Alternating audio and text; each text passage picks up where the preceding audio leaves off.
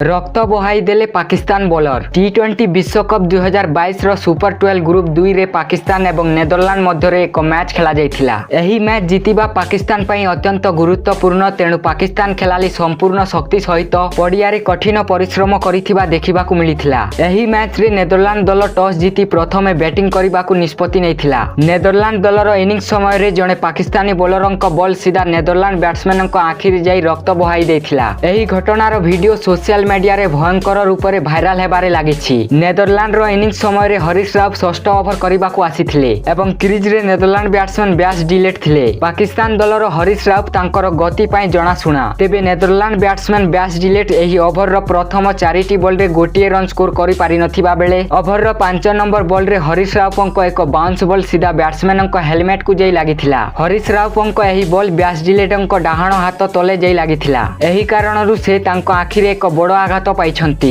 Photo रे आपण माने देखि मध्य पारुथिबे बैट्स डिलंक आखिरे रक्त मध्य बही जाउछि। एही घटना परे नेदरलैंड दलर फिजिओ पड़िया को आसी खेलाली को पड़िया बाहर को नै जाइथिले। पाकिस्तानी बॉलर हरीश राव देइथिबा एही आघात परे नेदरलैंड बैट्समैन परवर्ती मैच खेली पारिबे कि नाही, यह केवल डाक्तरी परीक्षा परे जणा पड़िबो।